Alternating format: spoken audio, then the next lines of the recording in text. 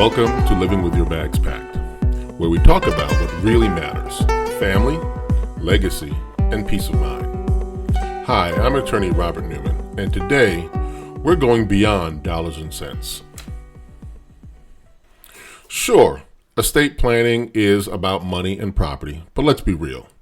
What we leave behind is much more than that.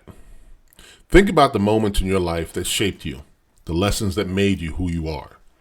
Wouldn't it be powerful if your family could hold on to those too? Of course, estate planning usually means dividing up money and property. But what about those things that really make us who we are? I'm talking about those memories, those traditions, and life lessons. Well, today, I'm sharing ways to make sure your family holds on to more than just wealth. So let's get into it.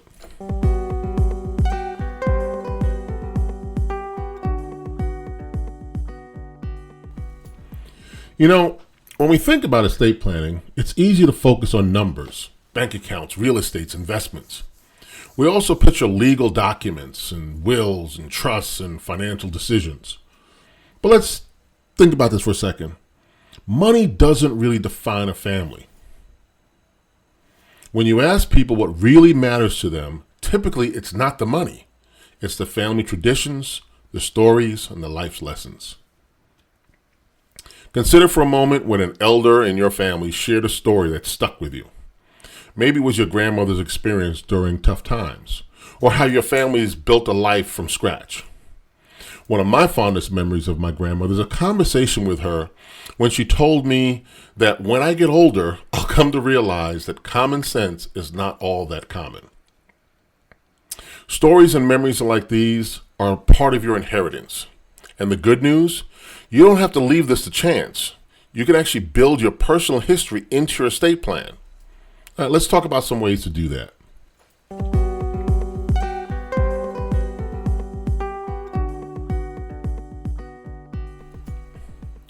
Passing down your wisdom doesn't have to be complicated. You don't need to write a novel or create a museum exhibit. So here are some examples of some simple, meaningful ways that you can keep your stories alive. First, record your voice. You carry a powerful tool in your pocket. It's your phone. Use it to record your thoughts, your stories, or advice. Your loved ones will cherish hearing from your voice long after you're gone. Make videos. These videos bring memories to life.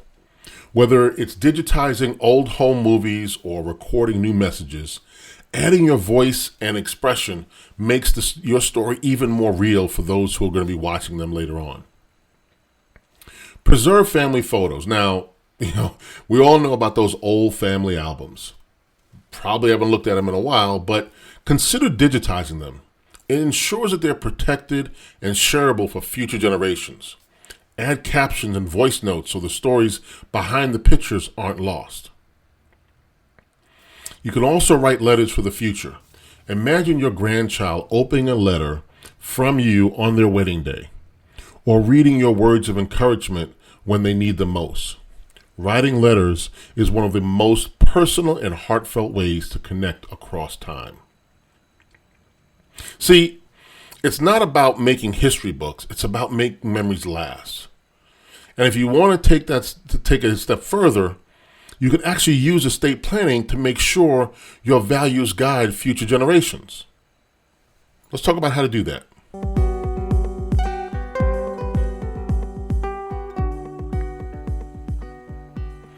Okay, so now you've preserved your stories, but what about your values?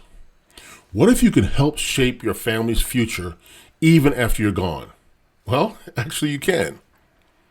There are estate planning tools designed to align your money with what matters to you most.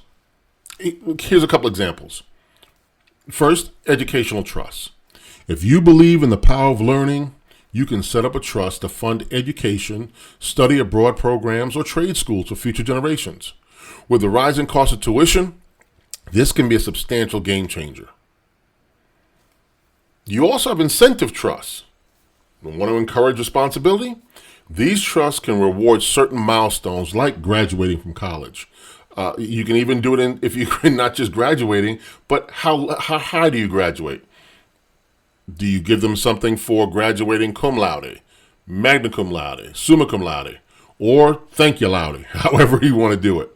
You can also reward them for starting a business or even just working full time. You can even set aside money for meaningful life experiences or family experiences like travel and annual reunions. You also have charitable trusts and foundations.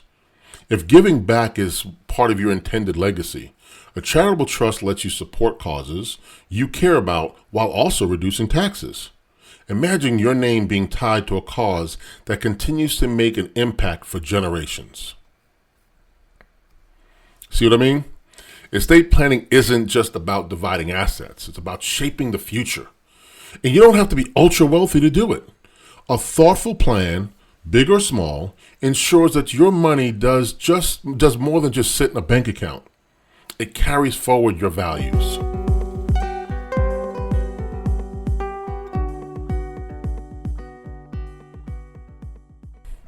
So here's my challenge for you. Start small.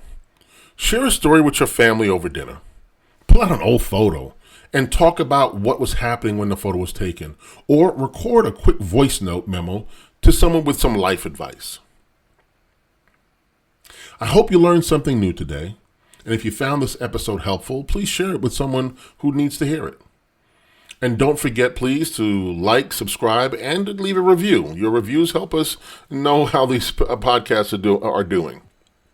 As always, if you want additional information or discuss how to ensure that your money, wisdom, and values work together to create a lasting impact, call us at 301-892-2713.